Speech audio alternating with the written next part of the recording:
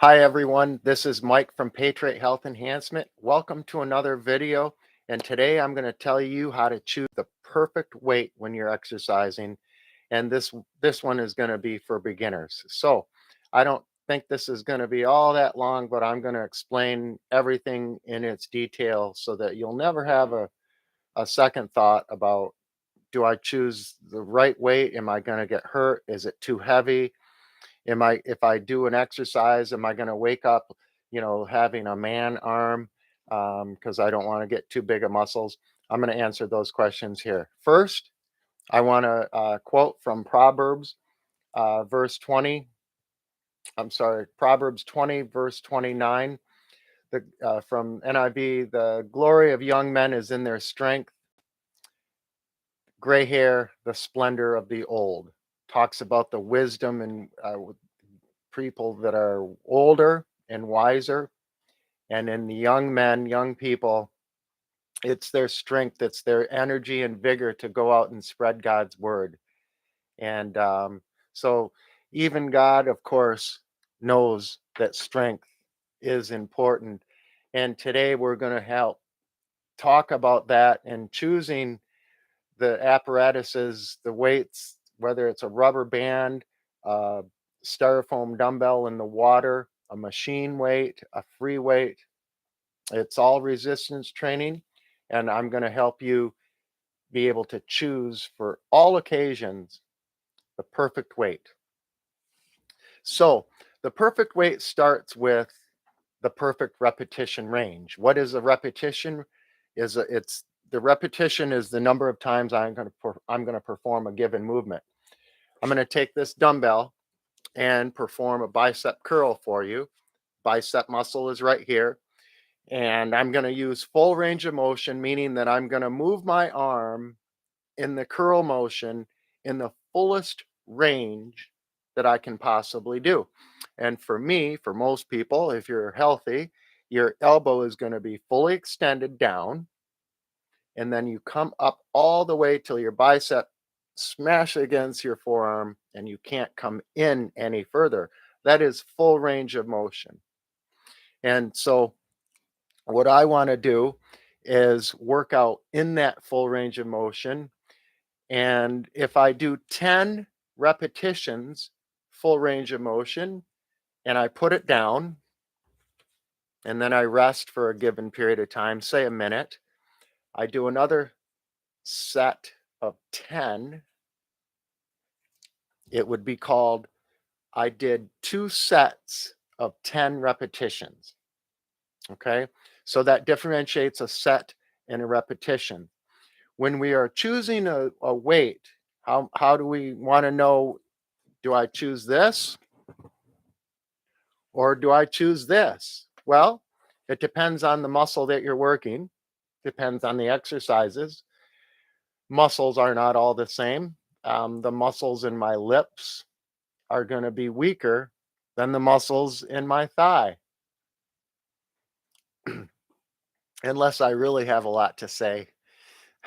But generally speaking, muscles will vary depending on how big the muscle is, how it attaches, and to what kind of angles gravity and levers have on the muscle. There's a lot of different factors. So you need different weights, you need different amounts of stress that your muscles can be worked efficiently. And so, what I want to do is, I want to try to apply an amount of stress, and I want to have it be able to control by intensity, time, and duration. So, I'm not going to take a dumbbell like this and do 500 curls with them. Okay, that would be that would take a long time. I might develop an overuse injury from that, and it's really not anaerobic. It's not really resistance training. See, resistance training um, is good for exercises that take about 30 seconds or less time to complete. Um, weight training is very different from walking. Weight training is the same exercise classification as sprinting. Can you imagine picking up a flower when you're sprinting? Can you imagine watching television intensely while you're in the middle of a weight training exercise? You can't do it. You can't do it with efficiency, anyhow. So, weight training is a different animal. You go from zero fatigue to fully fatigued in 30 seconds or less. That actually uses creatine phosphate. It's a simple molecular reaction that breaks apart those molecules and makes energy. And it's important to note that weight training, in order to build strength in our muscles, we need a high enough intensity to make physiological changes that actually tear our muscle fibers down. And when they rebuild themselves stronger and faster and bigger. If you do 10 repetitions with a dumbbell of any size, if you're a woman or a man, and I'm really talking to ladies on this one, because it's a countless amount of times over 30 years that I heard, Mike, I don't want to lift weights too much, too hard. I don't want to lift too heavy because I don't want to wake up with an arm looking like a man. That's not going to happen. You lack the testosterone, and you really have to have a lot of enthusiasm with weight training. It takes quite a while in order for this to occur. These microscopic changes that increase your size and strength in a muscle, that it's microscopic. So if you are a female with longer limbs, longer arms, longer legs, you, just like your male counterpart, will have a harder time packing on muscle compared to somebody that's a mesomorph such as I am, with shorter arms, shorter legs, and it doesn't take me much to look like I have bigger muscles than somebody else. But the weight selection has nothing to do with big or small muscles. It has everything to do with, do you want strength in your muscles or don't you? And when I select a repetition um, amount for somebody, I'm basing it on their goals. I'm also basing it on, have they exercised in the past recently? Are they used to that kind of stress on their muscles, tendons, and ligaments? If no, if you're a complete beginner, I'm going to control the amount of volume that you do so you don't get too sore. But if you don't have any medical complications, I'm going to ask that you work pretty hard. In fact, I might ask, depending on your circumstances, that you work close to as hard as you can. And so let's go with that premise that you're working close to or as hard as you can, if you will. And so we need to talk about failure, in that the secret is, if we're talking whatever repetition range here, and I'll get to that in a minute. If we're doing 12 to 15 repetitions, then I want to fail someplace with this dumbbell. I want to fail someplace between 12 and 15 repetitions. So I want to go through the full range of motion.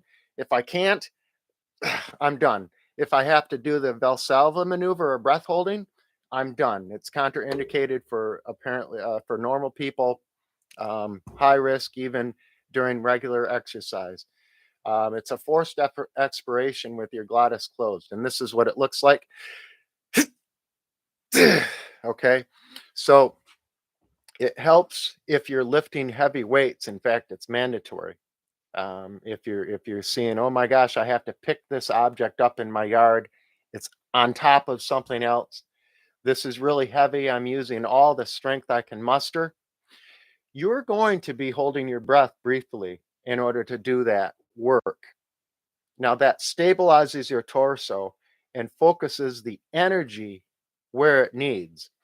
Um, Kind of like a tennis shoe. If a tennis shoe was so soft in the heel part of it that it was like a pillow, you wouldn't be able to move very fast because all the energy would be taken away on that foot strike and absorbed into the shoe. Same thing with your body, if you're lifting a heavy weight to move something or work. or in the case in the gym to see how strong you are, you're going to need to do that Valsalva maneuver, albeit briefly, in order to stabilize the torso, help make your body rigid and protect it from energy, and also putting the energy where it needs to go. None of that, though, is recommended for people exercising regularly. So, one of the things that I can know if I'm lifting weights and I'm choosing a 12 to 15 repetition range because I'm just beginning, I want to practice neurologically, just like free throws. And the more you do, the more your shot's going to get better.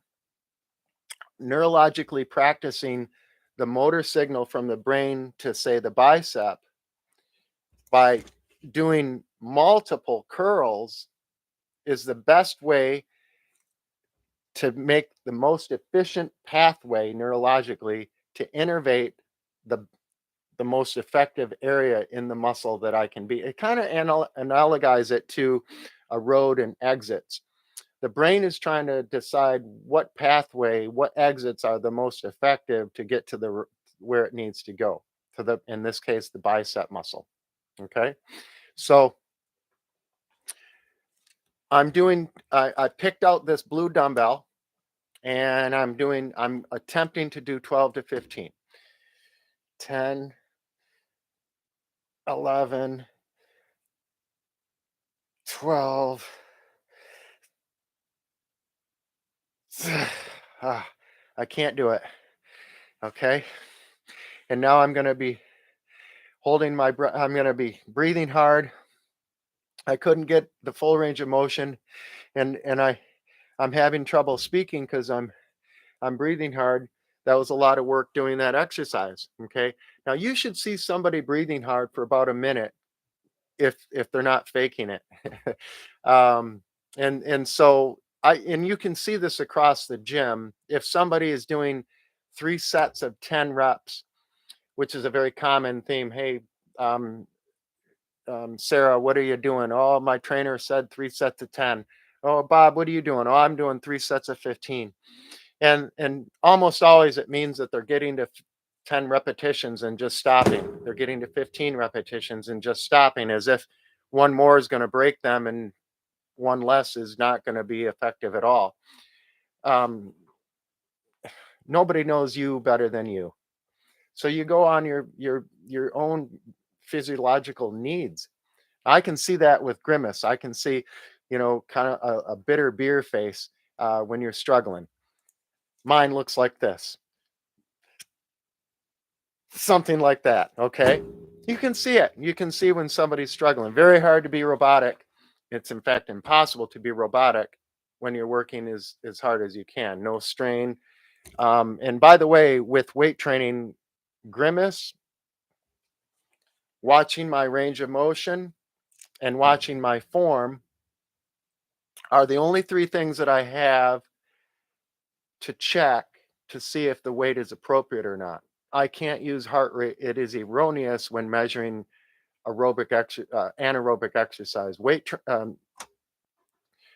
Heart rate monitoring when you're exercising is only good for steady state aerobic exercise. I'm going to get into the reasoning later, but suffice it to say for now that when you're weight training and if you're working close to as hard as you can or as hard as you can, you should expect maximum heart rates.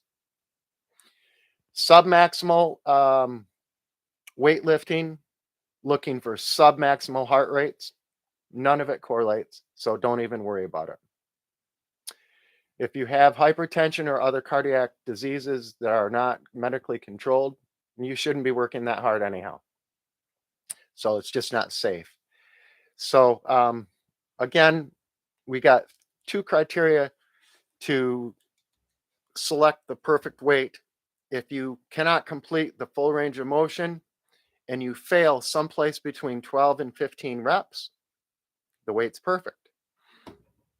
If you are moving along here and you're starting to breath hold and you're within 12 to 15 seconds repetitions, stop, you're done.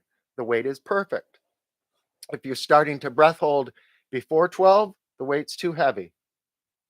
If you can do more than 15 repetitions with good form, no breath holding, and without increasing your mechanical advantage so much so that you don't put yourself in jeopardy of injury, then you're probably using too little of a weight.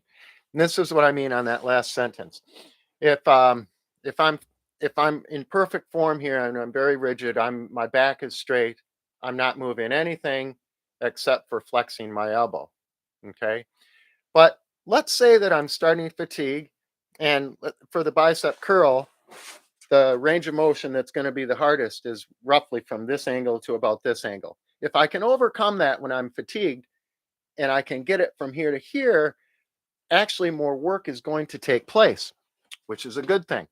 So instead of being very rigid, I might have to lean back just slightly in order to complete that curl. It gives me a more mechanical advantage for doing the curl, doing the work. Now, if I'm showing off for my girlfriend or a teenage kid, teenagers are showing off, and they get into this and they start, oh, going way back, and obviously they're putting their back in a precarious position that could increase their risk for injury. So you don't want to do that, but it's okay to put your body into more advantageous leverage positions in order for yourself to perform the work more efficiently. So, by the way, I want to say again that my videos, now that I made a tongue twister there, my videos are live. Most of them will be live. I shoot from the cuff. Um, a lot of people don't trust the media anymore. I want you to trust me. I want you to see all my faults and my strengths. They're all right here. So I will do pre-recorded videos when I do some exercises and I have to go and do different camera angles and such.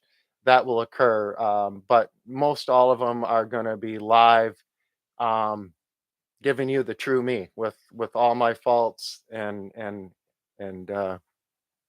give it all up to God, doing the best I can. So, um, beginning weightlifters, you don't want to do too heavy of a weight, meaning if I take a weight uh, that is this big, let's say I might only be able to do um, 5 curls with it or something like that. Well, 5 might be too heavy because I want to practice neurologically, and it's harder on your muscles, tendons, and ligaments when you have a heavier weight on your person that you can't do at least 10 of them. That just risks injury, and it doesn't allow for much neurological practicing. So I definitely do not recommend heavy weights at the beginning of an exercise program. Doesn't mean that you should not be working close to as hard as you can. It's just the weight is going to be lighter given the fact that you can do it over 10 times. Okay. So you go up to a checkout counter and go to a magazine or a textbook, even. Any fitness author will tell you that 10 reps or more is high reps, and therefore the weight has to be light. And so if you're performing that exercise with that quote unquote lightweight, it doesn't mean that you're not working very hard. It simply means that you're going to be able to do more than 3. You're going to be able to do more than 8.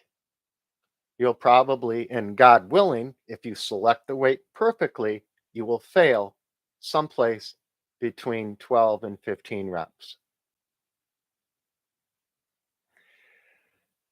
I hope that answers your questions about how to choose the perfect weights. By the way, this was for beginners, and I'll just add a little bit more. For bodybuilders, their repetition range might be anywhere from 8 to 12 reps, not significantly different from a toner. A toner will have anything everywhere repetition ranges anywhere from 10 to 20 reps, not significantly different from 8 to 12, nor even from 12 to 15, of course. Power lifters are not a so they're not they don't want size as their number one goal. In fact, they don't really want big muscles. They want strong muscles. Most people beginning a weight training program and laymen think that if you use heavy weights, that breeds big muscles. It doesn't necessarily. Power lifters use such heavy weights they can only lift them at times 3 to 5 times, and their recovery has to be longer. They are in weight classes. They can't afford to just get bigger and bigger and bigger muscles, but they need to be as strong as possible. And so they use very heavy weights, but their work volume is low. Bodybuilders use moderate weights and their work volume is gigantic. Toners or people that just want harder, firm muscles, whatever word you want to put there, typically they will do a low volume and a light workload for the weights. I'm looking at you differently because I don't recommend that. No, the American College of Sports Medicine does not, nor does the National Strength and Conditioning Association. They recommend a weight that you get close to fail someplace over 10 repetitions.